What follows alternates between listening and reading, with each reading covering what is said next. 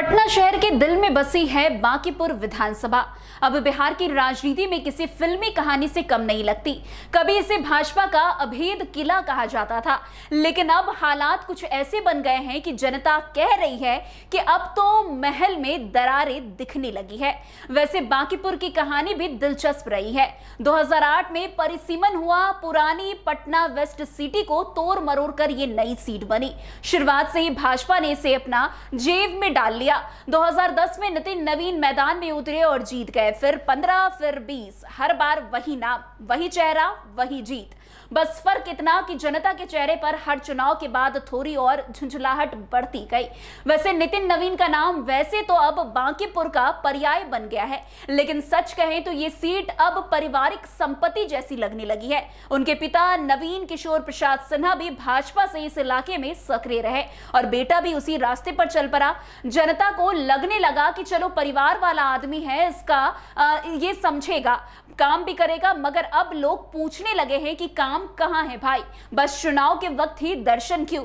वैसे बांकीपुर सीट पर कायस्थ समुदाय का प्रभाव माना जाता है, एक मजबूत और संगठित वोट बैंक भी है। भाजपा के लिए यह हमेशा तैयार प्लेट की तरह रहा है, खाना गर्म था, बस परोसना बाकी है। विपक्ष बार बार आया, कोशिश की, पर हर बार प्लेट खाली रह गई। सीट पर जीत का अंतर भी साफ नजर आता है। 2020 में भाजपा को करीब 60% वोट मिले थे, जबकि विपक्ष 30% के आसपास ही सिमट गया था। यानी मुकाबला सीधा नहीं बल्कि वॉक ओवर था।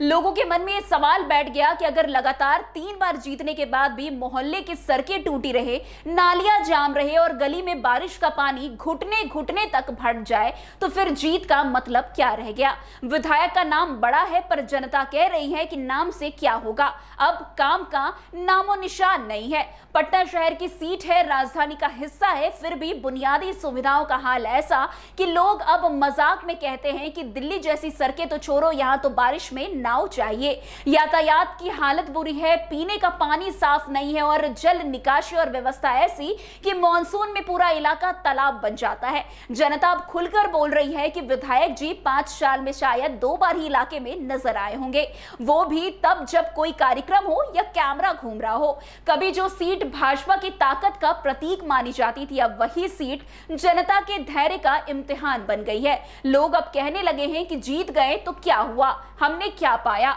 यही सवाल भाजपा के पुराने समीकरणों को हिला रहा है।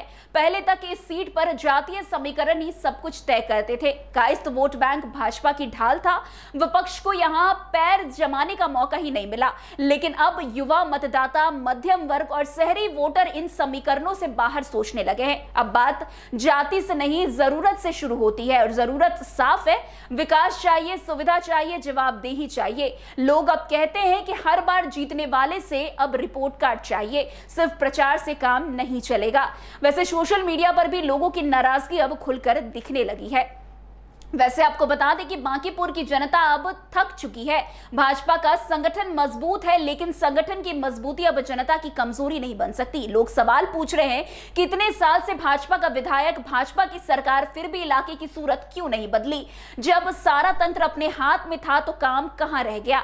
ऐसा नहीं है कि भाजपा का समर्थन खत्म हो गया हो, लेकिन अब भरोसा कमजोर पड़ने लगा है। पहले वाली बात अब नहीं रही। पहले लोग बिना सोचे भाजपा को वोट डाल देते थे और सोच रहे हैं इस बार की किसी और को आजमा ले। यही सोच राजनीति का सबसे बड़ा खतरा होता है, क्योंकि जब जनता सोचने लगती है तो सत्ता की नींव हिलने लगती है। आने वाले चुनाव में अब जो है सिर्फ हार जीत का मुकाबला नहीं रह गया, ये जवाबदेही का इम्तिहान हो गया है। जनता के मन में अब ये बात घर कर गई है कि विधायक केवल विजेता नहीं, कार्यकर्ता होना चाहिए। सड़क, पानी, सफाई, ट्रैफिक, इन सब पर अब बहाने नहीं चलने वाले। वैसे दिलचस्प बात यह है कि पटना जैसे शहरी क्षेत्र की सीट होने के कारण मीडिया एक्टिविटी यहां ज्यादा रहती है। युवा वर्ग भी जो है काफी सक्रिय है, जो सोशल मीडिया पर एक एक गलती को जो है तुरंत वायरल कर देती है। ऐसे में जब माहौल में अब कोई भी मूक विधायक चलने वाला नहीं है, तो जनता कह रही है कि अब सिर्फ झंडा नहीं, चेहरा भी दिखेगा। और सबसे बड़ी बात है कि चेहरा वही चुनेंगे जो काम करेंगे।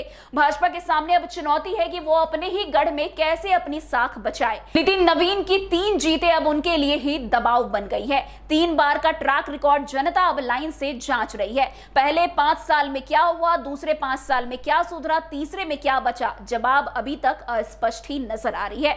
दूसरी ओर विपक्ष के पास ये सुनहरा मौका है कि अगर वो स्थानीय मुद्दे पर मजबूती से उतर जाए तो जनता के साथ सीधा संवाद करे और एक नया चेहरा लाए तो ये सीट इतिहास बदल सकती है। लेकिन अगर विपक्ष फिर वही पुराने चेहरे और कमजोर रणनीति लेकर आया तो जनता उसे भी खारिज करने में देर नहीं करेगी।